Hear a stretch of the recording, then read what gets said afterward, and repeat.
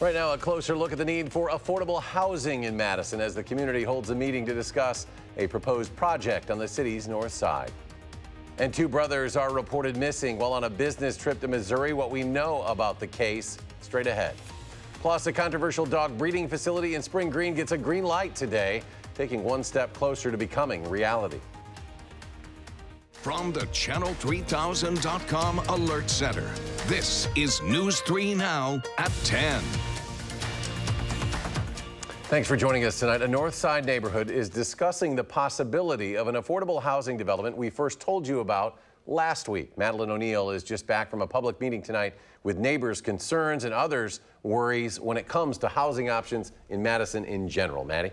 Eric, the proposed project on Huxley Street near the old Oscar Mayer plant is in its early stages, but plans would have a tower for seniors and a tower for multifamily units, with 85% being affordable housing. While some are worried about what the development would mean in that neighborhood, one housing advocate says this type of rental doesn't go far enough to address Madison's lack of options. It's something that we complain about a lot. A lot of my friends have to move every year. It's just a pain. We all know moving has its difficulties. All the little tedious things that you have to move and take care of. What can be even harder? I have central air at my new place. Is finding a place to move to at all. Ira Hafer can attest.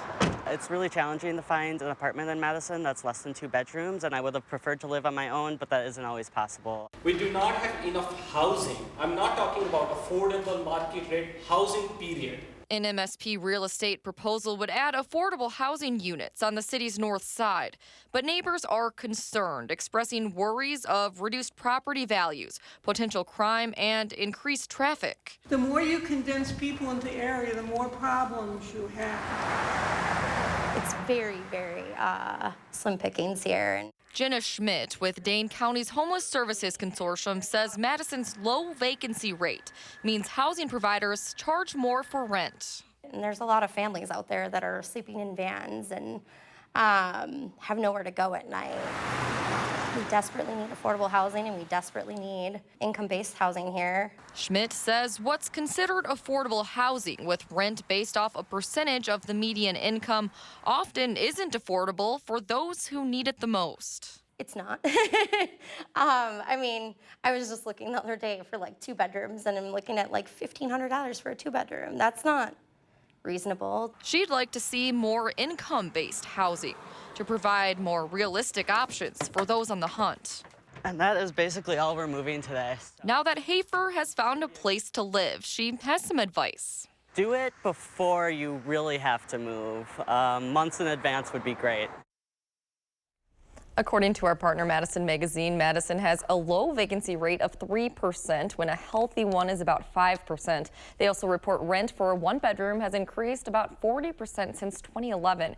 You can read more in the magazine's extensive look into affordable housing on our website. New tonight, authorities are searching for 2 brothers from northeastern Wisconsin who were reported missing after traveling to Missouri. The local authorities say a rental car being used by Nicholas and Justin Diemel was found abandoned yesterday. It was discovered around 3 in the afternoon in a commuter parking lot in the small city of Holt, a little over 30 miles northeast of Kansas City. The 2 men had been traveling for business. No other details were released about their disappearance. Family and friends in Milwaukee are remembering a young girl today killed in an apparent road rage incident earlier this month. The funeral home is covered in pink and Minnie Mouse, both of which 3-year-old Brooklyn Harris loved. Milwaukee Mayor Tom Barrett also came to show his respects for the family. She was killed last weekend when 39-year-old Antonio Bratcher allegedly fired shots into the vehicle she was in during a road rage incident. He has a preliminary hearing later this week. Utility crews in northeastern Wisconsin are continuing to work to restore power. This is after this weekend's storms. As of noon today, Wisconsin Public Service said a little more than 23,000 of its customers were without power. We Energy said more than 6,000 of its customers remained without power. We Energy is expected to have electricity restored to nearly all customers in the Appleton and Wapaka service areas by late tonight. WPS also expects to have service restored to 95% of its customers by then as well. Around Madison, another beautiful day. Meteorologist Dana Fulton joins us with our first alert forecast. Dana? Of course, most of the day had sunshine for most of the area. Now, we did have some slight shower chances come through this evening, and right now we do have some rain the edge of Grant County and Iowa County. Here's a Doppler look of the last 2 hours. You can see those showers sliding on through, starting up around Camp Douglas and then really staying west of Dane County. Currently, we do see a little bit of lightning right outside of Platteville, so you may hear a few rumbles of thunder, but overall just some light showers sliding through. We're sitting close to 67 right now in Madison, 66 in Platteville, and about 64 towards the Dells. Temperatures overnight, of course, will continue to fall. We'll land near 60 for our overnight lows, but our dew points are also going to drop, so no threat for any sort of patchy fog by tomorrow morning. Tomorrow, another sunny day, but a little more humidity shifts in, and our temperatures are still continuing to climb as we head towards the weekend, but we'll take a closer look at what's ahead for the rest of your work week in just a few minutes. All right, Dana, thank you. The son of a Madison homeowner says a dozen guns have been stolen from his father's house. This happened on Sherman Avenue. Madison police say the father is out of town, so the son went to check on the residence yesterday, and that's when they say the son discovered the residence had been burglarized with gun cases targeted by an intruder. A Sauk County committee unanimously approves the conditional use permit for a dog breeding facility in Spring Green. The facility would breed and sell beagles to be used for medical testing. A number of community members have spoken out about noise and also ethical concerns. On Thursday, another county committee will vote on a vegetated buffer for that facility. Police in Edgerton say they are trying to crack down on junk vehicles on private property throughout that community. On Monday, police put out a post reminding people that if they have a broken down car, it can only sit on their property for a maximum of 5 days. One neighbor who spoke with News 3 Now says she has called police about this multiple times and that it comes down to respect for the community. I think it's a matter of being considerate about your neighbors. You know, we all want to live in a nice neighborhood and look nice, and I find it a little disturbing, especially if you're renting, that you don't care. Police say they could start handing out citations for junk vehicles as early as next month. Lime electric scooters have officially arrived on the streets of Milwaukee. A fleet of 500 of these Lime scooters will be rolled out throughout the week. Mayor Tom Barrett said they'll be evenly spaced out between 3 different areas of the city. The rollout is part of a bill signed into law by Governor Tony Evers that regulates electric scooters on roads and sidewalks and lifts the statewide ban on e-scooters. Madison has yet to allow these scooters on its streets, but it says it is currently talking about the issue and likely will not see them until possibly next year. The State Department of Transportation says there have been at least 5 crashes at the same intersection of US 151 in Dodgeville, and this in just the past few months. The intersection with County Road YZ is seeing an influx of traffic since the main highway interchange is under construction. There's a posted detour to go through Dodgeville, but instead people are using the county road to access the highway, often pulling out into traffic way too early and crashing. It's convenient for them to go out that way. You know, it seems to be quicker for them, so that's why they take that way out there instead of taking the longer route, the safer route, you know, to get onto the highway. Randy's Auto Service and Towing has been to the scene about 4 times since construction started in April, including this past Sunday to tow away these vehicles. The DOT says it's reaching out to local officials to discuss possible changes to the access of County YZ until that construction is complete, and that is expected sometime in the month of September. Starting next week, homeless residents in Janesville will be allowed to sleep overnight in their vehicles at a designated spot in Traxler Park. Janesville Gazette reporting that it'll be at the park's North Boat Launch parking lot. The ordinance will be valid from August 1st through the end of October. After that, the city will spend the next 2 months compiling a report to analyze that trial program. The Dane County Boys and Girls Club is teaming up with WJJO Radio for the annual Radiothon for the Kids, collecting school supplies, and this year with an emphasis on feminine hygiene products. Tampons and pads and panty liners. And we're looking for 130,000 of those. And the big deal with that is we found out a couple years ago during the Radiothon that 1 in 5 girls will miss school because they don't have access to feminine hygiene products. In addition, they are also looking for musical instruments, which will be refurbished by a local company. They'll be out in JJO's parking lot on Rayovac Drive all night, ending tomorrow morning. Stop by sometime before 10 a.m. A new study will look into design and cost options for a recreational bridge over the Wisconsin River, connecting Sauk and Dane counties.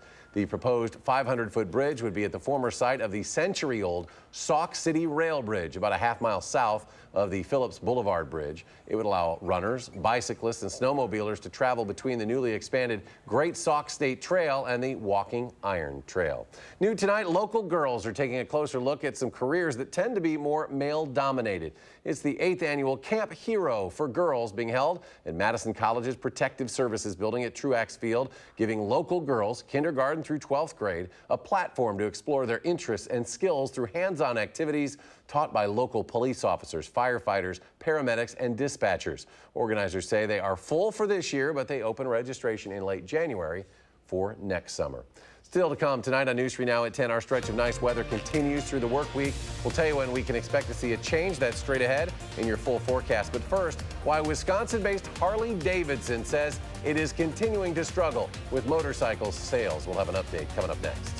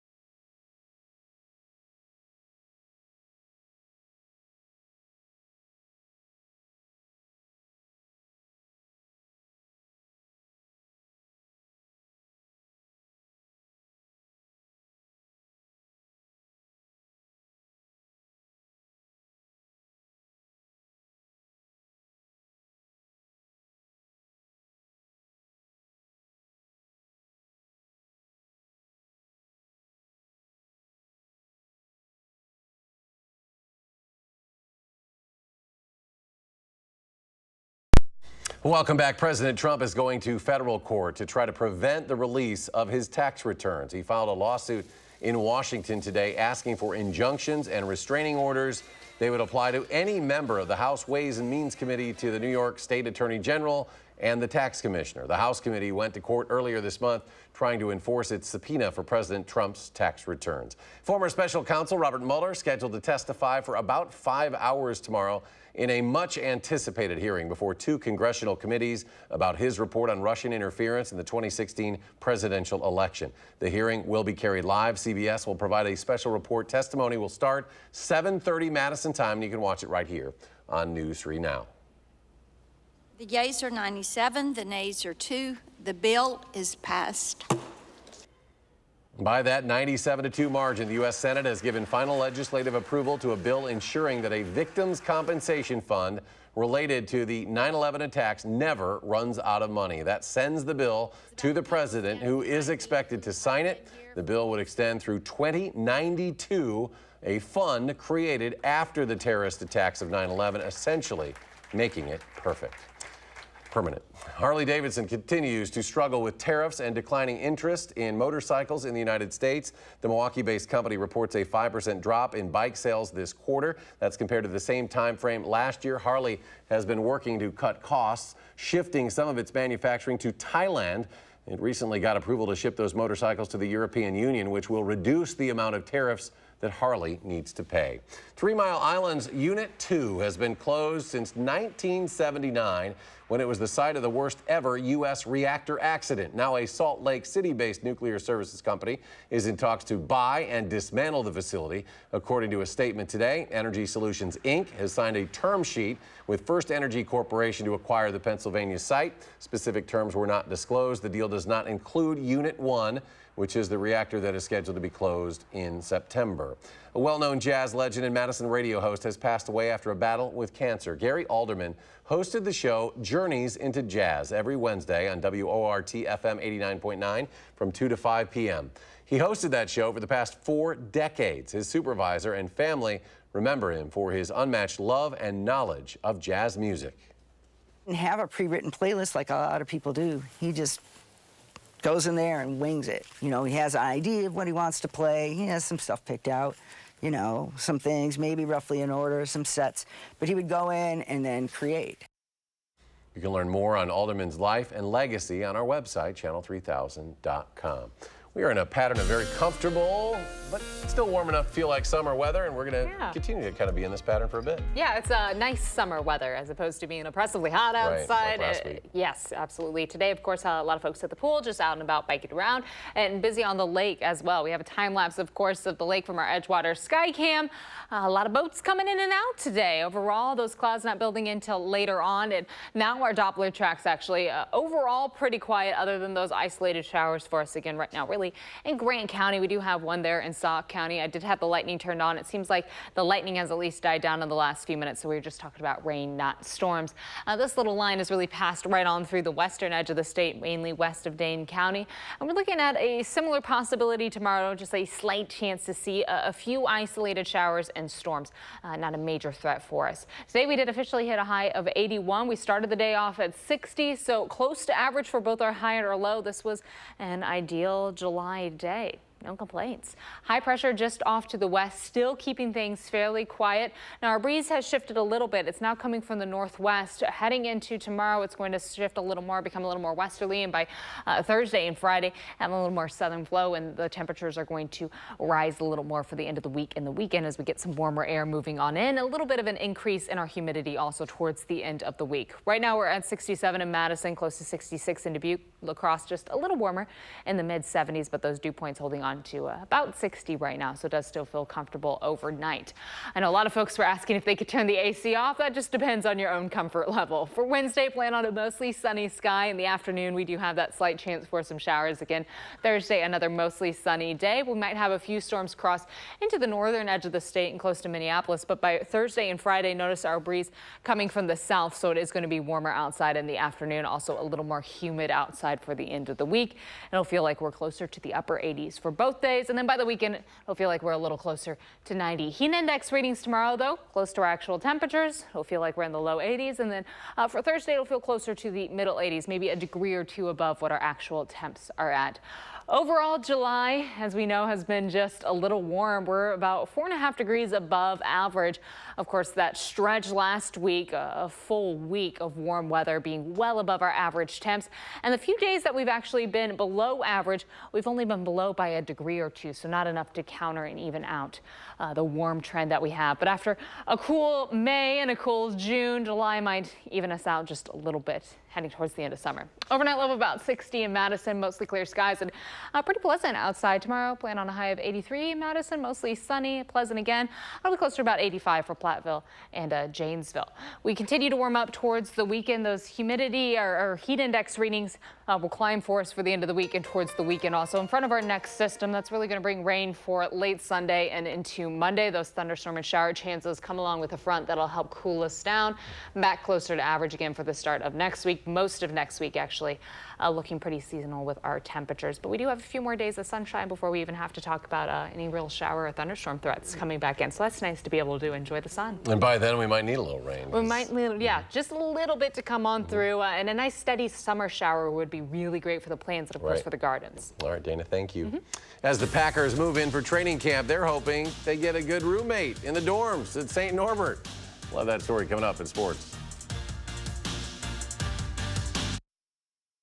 Wisconsin weather.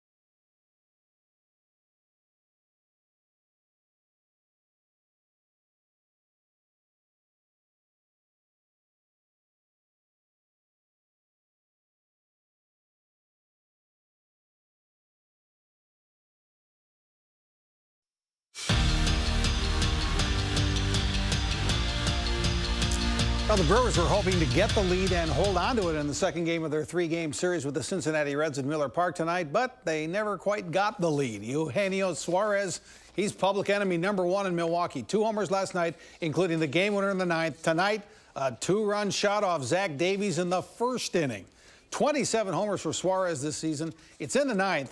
Reds 14, Brewers 6. In San Francisco, the Giants are leading the Cubs 4-2 in the 6th.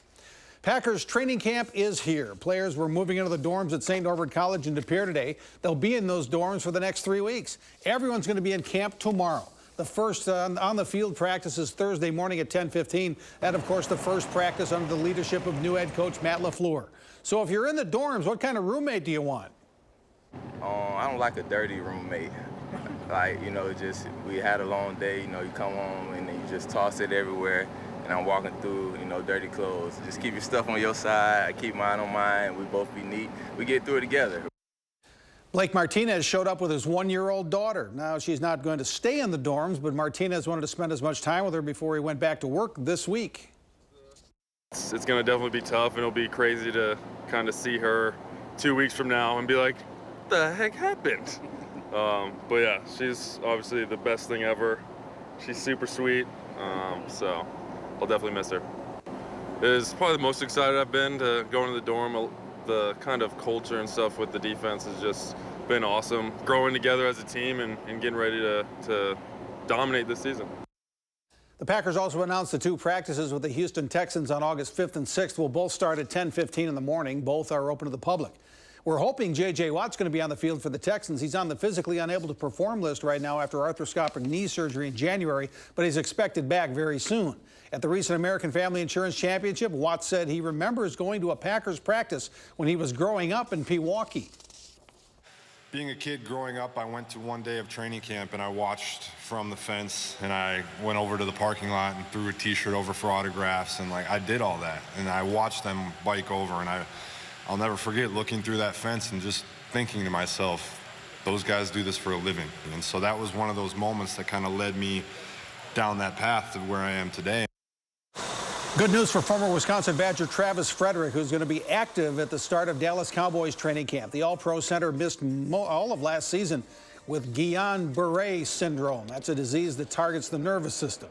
Frederick had started every game since he was drafted in 2013. He's a 4-time Pro Bowler. And it's coming a month from today. The Prep Mania High School Football Game of the Week will start our 12th season with Monona Grove at Wanakee. We're live on TBW and Channel3000.com 1 month from tonight with the Game of the Week. And we'll be right back.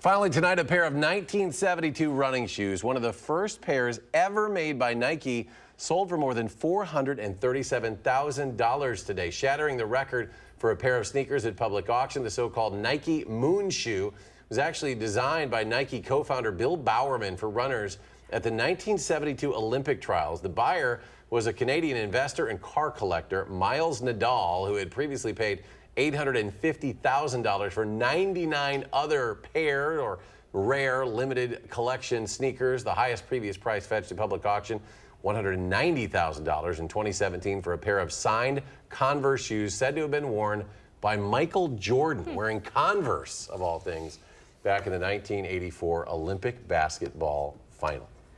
What they pay for shoes these days. Shoes. Final check of the forecast. Dana is back. So we're looking at sunshine, of course, again for tomorrow for most of the day. But in the afternoon, there is going to be that slight chance for some showers and isolated thunderstorms yet again. It won't be widespread, but there will be some isolated spots that do see some raindrops.